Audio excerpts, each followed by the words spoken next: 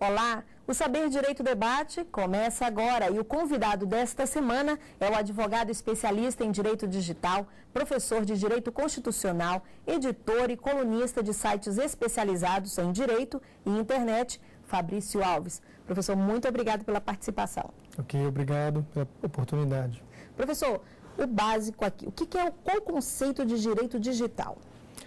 Bom, em primeiro lugar, é um ramo do direito extremamente novo e que ainda não tem uma consolidação específica na academia jurídica, mas se pode dizer, sem grandes exageros, que o direito digital é o ramo do direito responsável por estudar as consequências e as relações jurídicas decorrentes do uso de tecnologias da informação, que são essencialmente tecnologias de comunicação e tráfego, troca de informações e dados através de meios eletrônicos. E aí entra tudo, é o celular, é a internet? Seguramente. Certamente que, num tempo não muito distante, se tinha a noção específica de que o direito das telecomunicações, o direito da informática, se limitava essencialmente ao uso de computadores. Só que não é essa a realidade atual.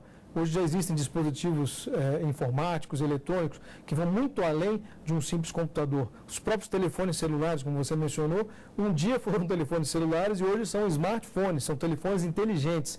E não somente isso, o uso de relógios inteligentes ou smartwatches, o uso até de óculos inteligentes. Nós temos aí alguns dispositivos que estão sendo desenvolvidos por grandes empresas na internet, no sentido de comercializar os smart glasses, que são óculos que vão complementar a interação humana com a realidade real mesmo e concreta. E esse ramo novo, professor, está ligado ao quê? O direito público, privado, civil, como é que é isso? Talvez seja um enquadramento de difícil solução, porque, na verdade, o direito digital é um direito multidisciplinar. Não há que se falar em um direito específico e autônomo, plenamente autônomo, é um direito interdependente das demais disciplinas do estudo jurídico, da ciência jurídica. E por que isso? Porque no momento que nós temos que estudar as consequências das relações humanas através do uso de tecnologias da informação, nós vamos chegar à conclusão de que todas as condutas humanas, todo o comportamento humano que utiliza a tecnologia está sujeito ao direito digital, seja ele trabalhista, seja ele penal, seja ele civil, seja ele direito do consumidor, direito administrativo, enfim, tanto o direito público como o direito privado, e vão precisar, eventualmente, de uma análise sobre o viés do direito digital. E o direito digital, ele influencia, digamos assim, em outros ramos? Direito trabalhista, direito penal, direito do consumidor, eleitoral? Com toda certeza. No momento em que a sociedade moderna utiliza cada vez mais essas tecnologias para suas interações, as interações e o comportamento humano, para pautar o comportamento humano, o direito digital ganha importância como nunca teve antes.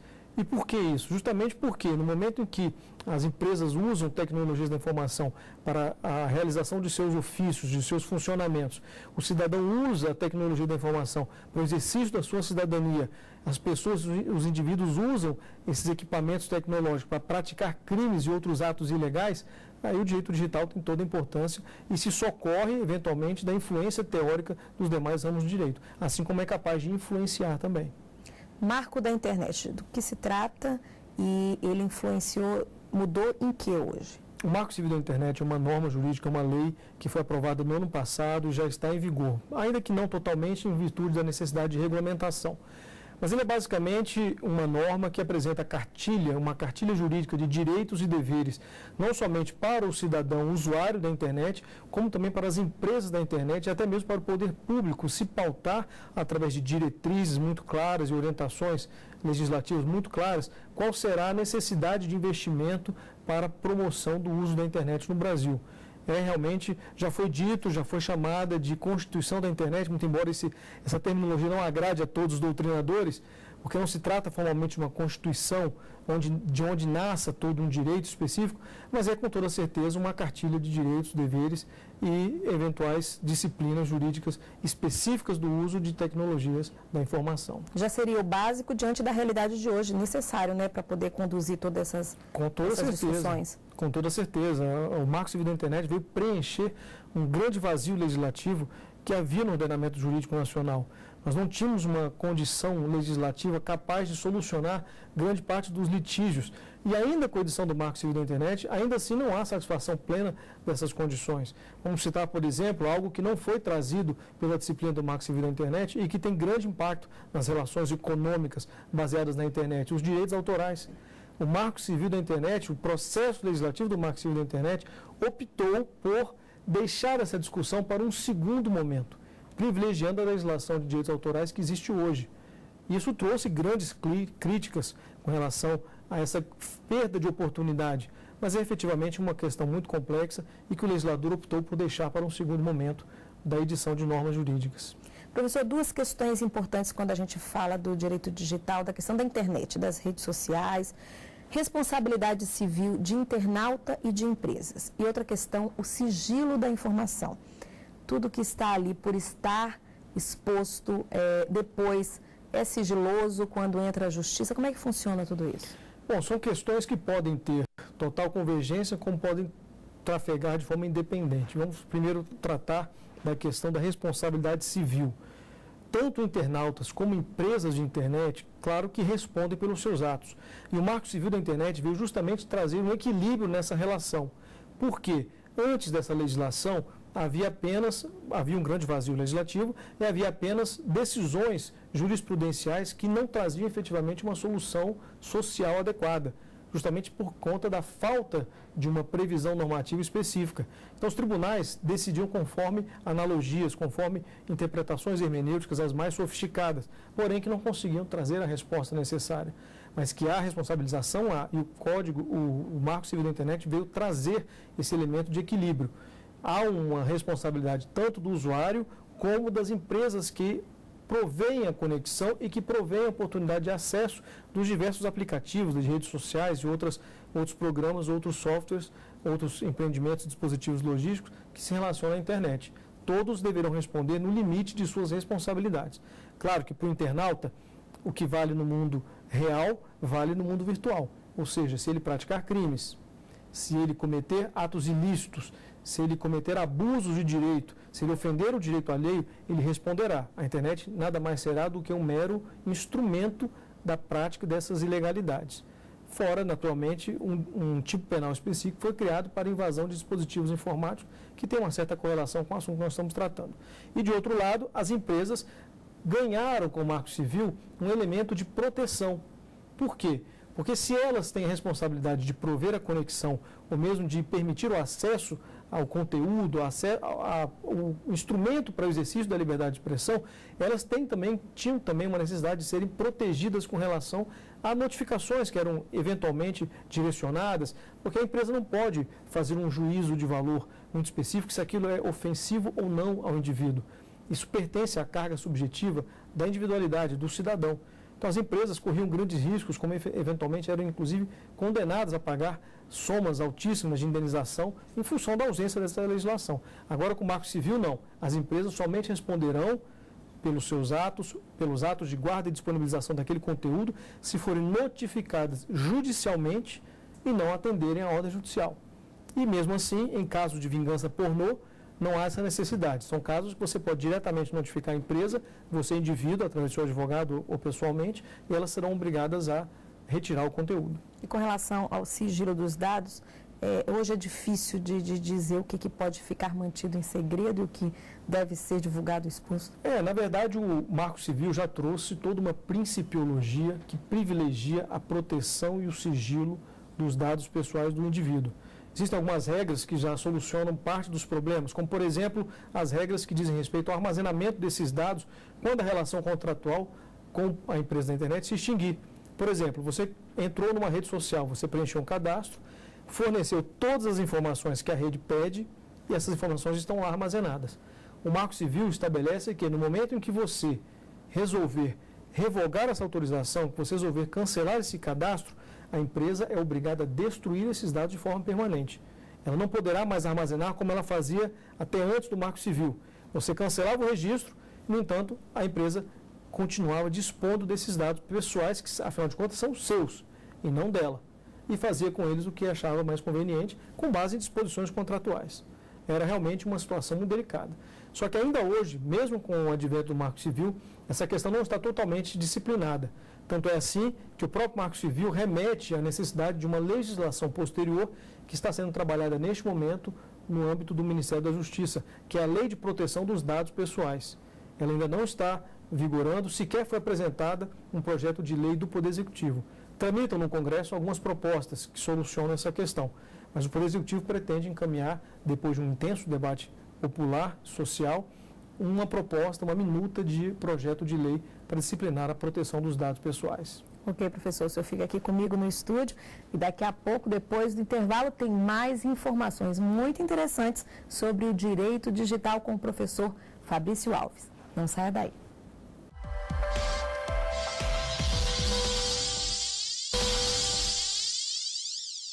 Saber Direito Debate está de volta. A conversa de hoje é com o professor de Direito Digital, Fabrício Alves. Professor, com o Marco Civil da Internet, como é que ficou a questão da liberdade de expressão? Mudou? Sim, especialmente aquilo que diz respeito ao exercício desse direito, né? Na medida em que liberdade de expressão está intrinsecamente e intimamente relacionada com responsabilidade civil, nesse momento o Marco Civil apresenta uma solução que ele reputa equilibrada entre os conflitos de interesse que pode haver e até mesmo os conflitos entre os direitos constitucionais. O direito à liberdade de expressão e à liberdade de manifestação do pensamento versus direito à intimidade, direito à honra, direito à privacidade, direito à imagem do cidadão, que são direitos que não têm valorações diferenciadas, coabitam em mesmo patamar de valor. No entanto, o Marco Civil trouxe uma disciplina que se reputa adequada para a solução desse litígio, desse conflito. Com relação à liberdade de expressão nas redes sociais, estão utilizadas hoje, né? Viraram moda, febre, todo mundo hoje tem uma página. Como é que fica isso e qual o cuidado a ser tomado e as penas aplicadas? Bom, especificamente com relação aos cuidados, o que o internauta precisa ter em mente é que o uso daquele instrumento de tecnologia vai trazer consequências se ele resolver ultrapassar aquela linha muito tênue entre o seu direito e o direito alheio. É justamente como eu disse anteriormente, há um conflito de direitos e o Marco Civil apresenta uma disciplina para isso. Ele poderá responder não somente civilmente por danos morais que eventualmente possa praticar, como poderá até responder por práticas criminosas, como os crimes mais comuns que ocorrem na internet são os crimes contra a honra e contra o próprio âmbito pessoal de intimidade do cidadão. Naturalmente que, uma vez praticados esses crimes, o instrumento da internet se torna apenas um instrumento para a prática criminosa. E não somente dessa forma, como outros mecanismos podem ser aplicados também a partir de uma concepção moderna sobre o direito tradicional. Na prática, professor, seria o seguinte, nem tudo, não é aquela história de que eu penso isso, a respeito disso eu posso dizer o que eu quero, né? Há limites. Naturalmente que há limites. O que é importante destacar para o internauta, para o usuário, para o cidadão usuário da internet, é que ele precisa ponderar se aquilo que ele está dizendo ou escrevendo numa rede social poderia ser dito pessoalmente para um cidadão, ou mesmo publicamente em qualquer ambiente, qualquer logradouro público. Se ele sente que aquilo poderia incomodar ou gerar algum desconforto, ele tem que ter essa noção no âmbito da internet também. Não é porque a internet facilita a comunicação que ela pode facilitar a violação de direitos ou o uso abusivo de direitos. Não é por isso. Claro, existem estudos até que justificam, que procuram entender essa psicologia por trás. Um dos estudos mais interessantes é aquele que demonstra que no momento em que a pessoa acessa a internet, ela perde o contato visual com o seu interlocutor. Isso facilita um centralismo, até mesmo egoísta, da pessoa com relação à falta de percepção, de sensibilidade com as consequências do que ele fala. Ou seja, é muito mais fácil ofender pela internet, porque você não está vendo a reação do seu interlocutor, do que ofender pessoalmente, onde você tem aquela percepção clara de desconforto, de tristeza ou até mesmo de reação mais raivosa e mais emocional. E a jurisprudência, ela foi atualizada depois do marco? Tem sido atualizada. Realmente, o Marco Civil não está plenamente em vigor. Porém, os dispositivos que dependem de regulamentação são poucos, estão relacionados praticamente à neutralidade da rede e às punições e até mesmo à forma de guarda de dados pessoais. Com relação a isso, já há jurisprudência, até mesmo nesse ponto que depende de regulamentação. Tivemos um caso recente em que o Ministério Público processou uma grande empresa de telecomunicações porque ela estava disponibilizando um certo serviço de internet, um certo aplicativo de internet fora do seu pacote de franquias. Era um comunicador instantâneo em que a pessoa podia acessar de forma gratuita sem que isso consumisse a sua franquia de minutos da internet, de tráfego de dados da internet. Ora, o Ministério Público entendeu que isso viola o princípio geral de neutralidade da rede e por isso já começou a iniciar as práticas judiciais de solução desse tipo de problema. O senhor falou de um caso aí, professor, o que tem chegado com muita frequência depois do marco ou depois dessa mudança de hábito, né, de tanta tecnologia no dia a dia? O que tem sido mais frequente? Na verdade, o Marco Civil da Internet, ele já, independentemente de sua existência, o direito digital, ou melhor, o direito aplicado às novas tecnologias, já trazia uma série de situações judiciais que ainda hoje se repetem no judiciário. A única diferença é que há agora uma citação expressa a dispositivos legais. O que antes era aplicado basicamente por analogia ou interpretações, já tem uma orientação. Hoje já tem um fundamento, um norte legislativo específico. Hoje o magistrado pode citar em sua decisão certos dispositivos existentes no Marco Civil da Internet. Mas, independente disso, já existem casos recentes em que o Marco Civil tem sido aplicado, especialmente no que diz respeito à liberdade de expressão, que talvez seja um dos grandes elementos que incomodam os internautas, é o limite dessa liberdade de expressão. Como o Marco Civil agora exige para a responsabilidade da empresa de internet que você acione essa empresa judicialmente, tendência é que haja uma litigiosidade um pouco maior do que antes era praticada, através somente de notificações extrajudiciais. Certo. O que é e qual é a abrangência teórica do direito digital? Bom, a abrangência teórica do direito digital talvez seja melhor pensada e compreendida no âmbito da interdisciplinaridade que o direito digital tem com todos os demais ramos do direito. Talvez não seja exagero afirmar que todos os ramos do conhecimento jurídico possam ser utilizados e aplicados com um conhecimento específico do direito digital, simplesmente porque o direito digital estuda as consequências do uso das tecnologias. E no momento em que essas tecnologias são utilizadas em todas as áreas do conhecimento humano, evidentemente que haverá uma necessidade de interpretar esses direitos tradicionais, esses ramos tradicionais do direito, segundo o viés do direito digital. Professor Fabrício Alves continua com a gente aqui no bate-papo e daqui a pouco tem sugestão de livros. Quer saber? Então não saia daí, eu te espero.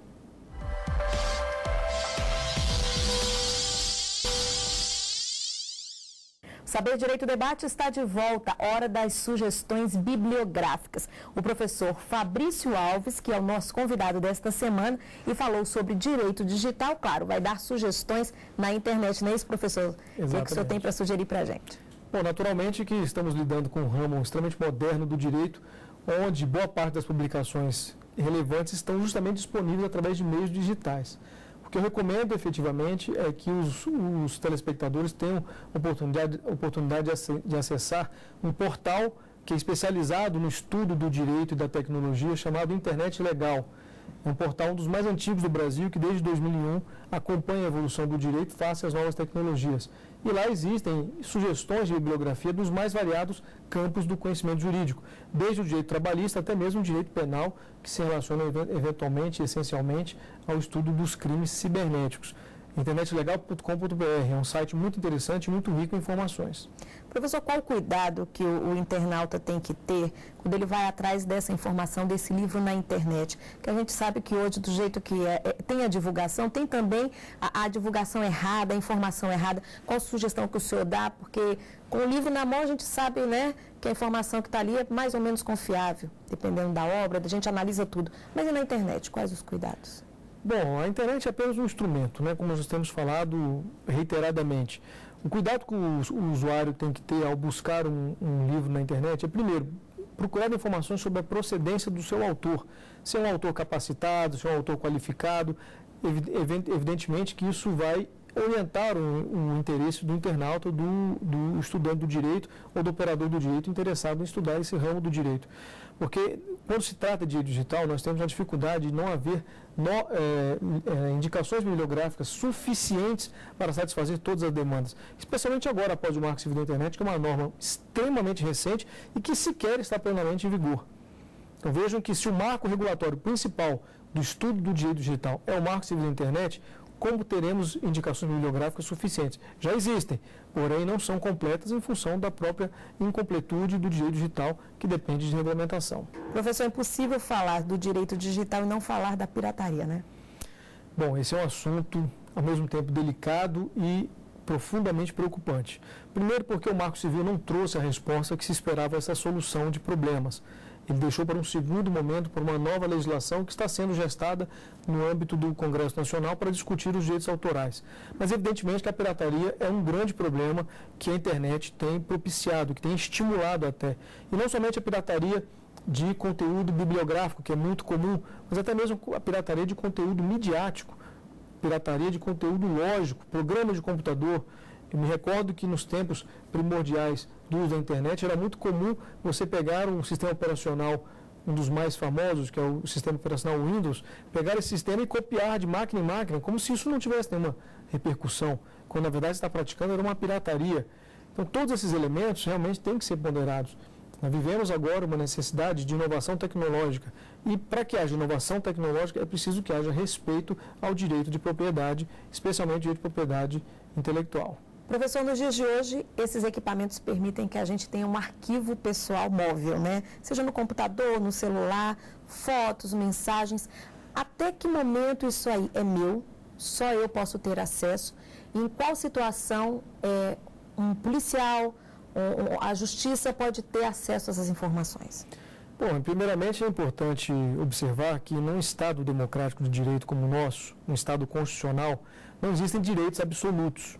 Então, o fato de você ter uma proteção, uma norma de proteção constitucional que visa justamente resguardar a sua intimidade, a sua vida privada, essa norma não pode servir de escape para eventuais necessidades que outros direitos possam prevalecer.